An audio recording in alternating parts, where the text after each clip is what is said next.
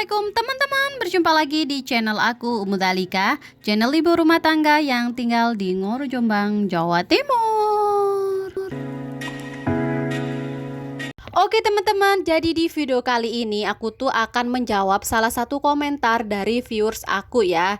Nah, komentar ini dari Kak Putra Majapahit yang bertuliskan seperti ini.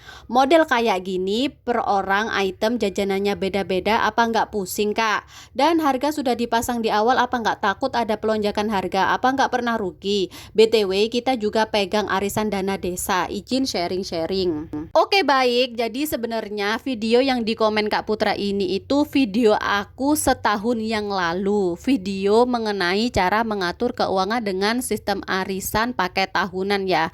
Mungkin Kak Putra ini saking penasarannya jadi sampai DM ke Instagram aku ya. Beliau ingin tahu kinerja mengenai sistem arisan pakai tahunan itu seperti apa, karena beliau ini juga memegang arisan dana desa. Oke baik, sebelumnya di sini aku jelaskan dulu bahwasannya di sini aku itu sebagai user ya, bukan sebagai owner. Jadi saya itu hanya ikut arisan-arisan aja, bukan sebagai ownernya. Nah, kalau sebenarnya arisan itu kan nggak harus diikuti semua orang ya, bukan hal wajib gitu ya. Tapi karena di sini saya itu memang butuh saat Lebaran, jadi saya itu ikut arisannya. Nah, kalian tahu sendiri kan, kebutuhan untuk pengeluaran Lebaran itu pasti banyak banget. Dengan adanya arisan sistem paket tahunan seperti ini, membantu aku untuk meminimalisir budget pengeluaran Lebaran. Untuk arisan Lebaran tahun kemarin di sini aku ikut barangnya itu ada beras, daging, minyak bimoli, gula, ada minuman Cipla, jeli inako, wafer, permen toples, roka, koro kupas, keripik usus dan juga keripik kakap ya. Nah, untuk ketetapan nominal harga barang itu sudah ditentukan sendiri oleh ownernya, pemegang arisan itu ya.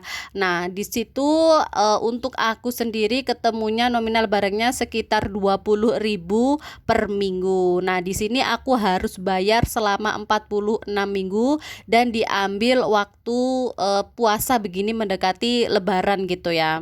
Nah, di minggu kedua kemarin kan barangku sudah aku ambil semua ya, dan di sini aku dikasih formulir terbaru ketetapan harga barang untuk arisan pakai tahunan di tahun berikutnya, di tahun 2024 2025.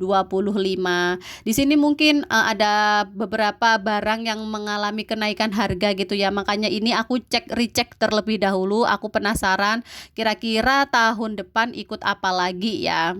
Sebenarnya kalau urusan untuk laba rugi itu pasti sudah diperhitungkan sendiri kan oleh ownernya gitu ya. Soalnya nggak mungkin kan kita itu rugi dalam satu item aja, karena di sini orangnya pasti menghitung laba untuk setiap item barang.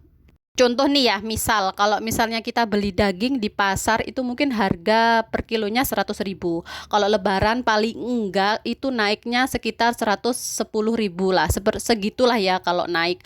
Dan kalau kita ikut arisan mungkin harganya di ownernya bisa sampai 120.000 atau 128.000. Nah, di item daging mungkin owner bisa laba ya, untung gitu. Tapi kalau mungkin seperti kemarin harga beras di tahun kemarin itu masih 13.000 rupiah ya kita bayarnya. Padahal di tahun ini kita ambilnya itu beras sudah harga sekitar 15.000 per kilo. Nah, di sini mungkin owner akan rugi di beras. Tapi semua itu kan sudah diperhitungkan sendiri. Jadi setiap item itu tidak mungkin membawa rugi yang terlalu besar, juga tidak membawa untung juga yang terlalu besar. Semuanya itu seimbang begitu. Ya, anggap aja kalau aku pribadi sih anggap aja itu nabung gitu ya untuk Lebaran. Jadi kalau Lebaran itu nggak terasa kita sudah punya tabungan bahan pakan atau mungkin tabungan jajan Lebaran begitu loh Bun. Jadi nggak terasa kalau kita pakai arisan. Lagi pula di sini saya pun juga nggak asal milih orang untuk jadi owner arisan begitu. Di sini saya itu cari owner yang benar-benar amanah, yang bisa dipercaya. Nanti takutnya kalau kita tidak pinter nyari owner yang amanah, takutnya uangnya itu dibawa kabur. Tapi sejauh ini alhamdulillah owner ini itu memang owner terbaik di wilayahku ya, di desaku.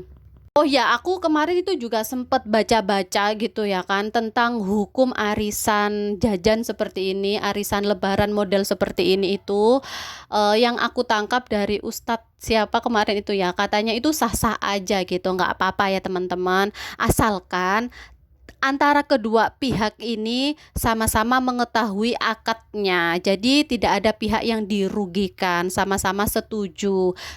Kalau kalian merasa, wah ini mendingan beli aja waktu lebaran jajannya daripada kalau ikut arisan lebih untung banyak yang ownernya begitu ya.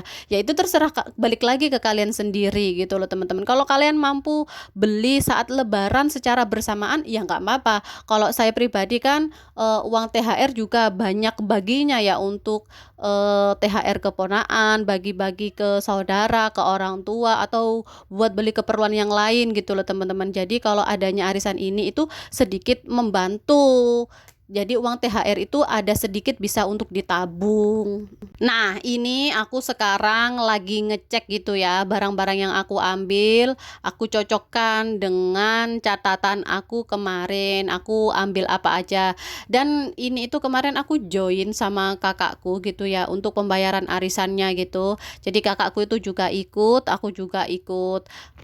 Oke guys, sampai sini apakah kalian sudah mengerti atau belum nih mengenai pengaturan sistem arisan paket tahunan?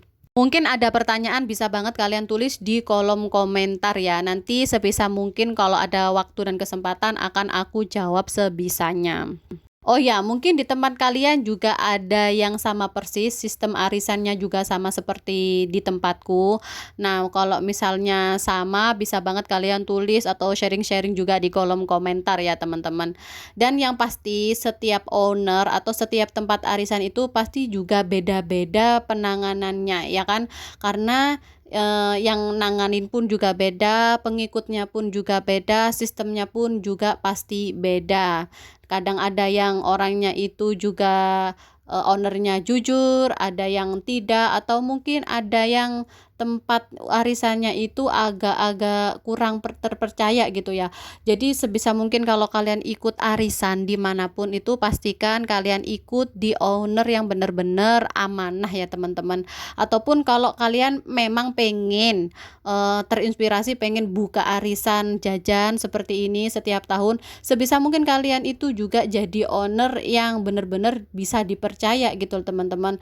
Berusahalah bertanggung jawab, berusahalah kalian untuk berlaku jujur untuk setiap pekerjaan yang kalian lakukan. Oke teman-teman, di sini aku mau spill sedikit mengenai harga daftar arisan yang aku ikuti untuk tahun berikutnya. Jadi kita ambil barangnya itu di lebaran tahun depan ya, tahun 2025. Nah, di sini ada dua jenis. Yang satu jenis satuan, jadi kita bebas memilih barangnya, kita tentukan sendiri. Ada jenis barang yang bisa kalian pilih di sini, ada juga perkakas dapur juga ada ya teman-teman. Ada juga yang kedua ini jenis paketan sendiri, paketan jajan, paketan jajan dan juga karpet. Nah ini juga ditentukan oleh owner ya teman-teman, jadi kita bebas memilih gitu. Nah untuk pembayarannya ini berangsur sampai 46 minggu ya teman-teman. Jadi sebelum kita ikut arisan ini, kita harus perhatikan benar-benar barang yang benar-benar nantinya di lebaran berikutnya yang benar-benar kita butuhkan gitu ya teman-teman. Jadi kita hitung sendiri sesuai dengan keinginan kita. Yang pasti di sini kan arisan itu tidak memaksa. Jadi kalau kalian pengen ikut ya silahkan, kalau nggak pengen ikut ya nggak apa-apa. Oke bunda-bunda semua, sekian dulu dari video yang aku share hari ini. Semoga menambah wawasan baru buat kita semua. Mungkin kalau ada komentar atau mungkin tambahan sharing bisa kalian tulis juga di kolom deskripsi ya teman-teman. Terima kasih yang sudah menyimak videoku dari awal hingga akhir. Jangan lupa untuk terus dukung channel aku ini supaya lebih maju dan berkembang dengan cara subscribe serta nyalakan loncengnya supaya kalian tahu jika ada notif terbaru dari video yang baru aku upload. Terima kasih, sampai jumpa di video berikutnya. Wassalamualaikum warahmatullahi wabarakatuh.